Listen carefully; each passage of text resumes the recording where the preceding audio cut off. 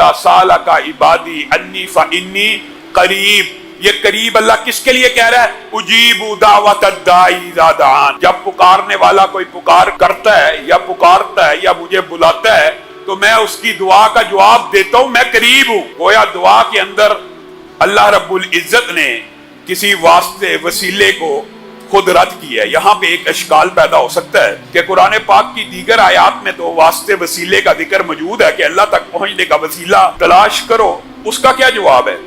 تو میرے بھائیوں یہ بات یاد رکھیے گا، آج تعصب کے بغیر شرع صدر کے ساتھ اہل حدیث کا، اہل توحید کا موقف سمجھیں۔ اگر آپ کو بات سمجھ آ جائے قبول کر لیں، اور اگر آپ کو سمجھ نہیں آتی آپ اپنے دلائل کو مزید راستہ پہ راستہ کریں، ان کے اوپر غور و فکر کریں، مزید دلائل سامنے لے کے آئیں۔ قرآن و سنت میں وسیلے کے اعتبار سے تین چیزیں ملتی ہیں کہ جن تین چیزوں کا وسیلہ دے کر اللہ رب العزت سے دعا کی جا سکتی ہے۔ ویسے تو اس آیت میں انی قریب کے بعد اللہ نے ساتھ ہی کون سا عمل بتایا؟ اجیبو دعوت الداعی اذا دعان۔ کسی کے گمان میں یہ نہ رہے میں دور ہوں، میں پکارنے والے کی پکار کا جواب دیتا ہوں، لیکن ساتھ اللہ رب العزت نے تین جائز اقسام کو بھی بیان کر دیا، اور قرآن پاک میں ان کے ثبوت اور احادیث میں ان کا ثبوت ملتا ہے۔ اگر کوئی چوتھی قسم حدیث سے ثابت ہے، ہمارے سر آنکھوں پر ہم نے یا ہمیں تو کئی اہل حدیث جاتا ہے، اگر حدیث آ جائے اور اس کے آگے ہم عقل دوڑائیں یہ ممکن نہیں ہے۔ حدیث ہوگی سر تسلیم ہم کر دیں گے۔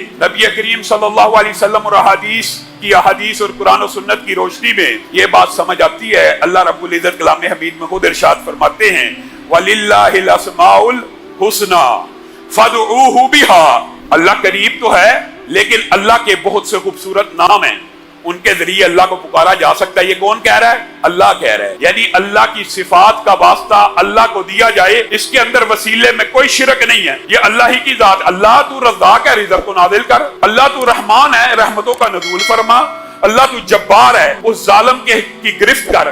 اللہ تو قہار ہے، وہ جس نے میرے اوپر ظلم کیا اس کو پکڑ لے۔ یہ اللہ کی صفات ہیں۔ اللہ کو اللہ کی صفات کا واسطہ دے کے دعا کرنا، اس میں کسی بھی قسم کی کوئی قباحت کی بات نہیں ہے۔ نمبر ایک بات۔ نمبر دو بات یہ ہے کہ ذات کے وسیلے کے حوالے سے ہمارے ہاں اختلاف، صرف ذات کے وسیلے کے اوپر اختلاف ہے، اور کسی نیک ولی کی دعا کے بارے میں بھی اختلاف موجود نہیں ہے، اس کی بھی میں وضاحت کروں گا۔ ذات کے اوپر اختلاف ہے کہ کسی کی ذات کا وسیلہ نہیں دیا جا سکتا، اس کی مثال عقل اور منطق کے ساتھ بھی ہے اور حدیث سے بھی ثابت ہے۔ مثلا نیک عمل کوئی قاری صاحب کر رہے ہیں، کوئی امام صاحب کر رہے ہیں، کوئی مولوی صاحب کر رہے ہیں، انہوں نے تو بڑا نیک عمل کیا، اور ایک گناہگار بندہ اٹھے اور اللہ کو کہ قاری صاحب نے بڑا اللہ تعالیٰ نیک عمل کیا ہے، اس کے نیک عمل کی وجہ سے میرا کام کر۔ ایک بندہ اٹھے، وہ مولوی صاحب اور علامہ صاحب بڑا نیکی کا کام کرتے ہیں، ان کی نیکیوں کی وجہ سے اللہ میرا یہ کام کر دے۔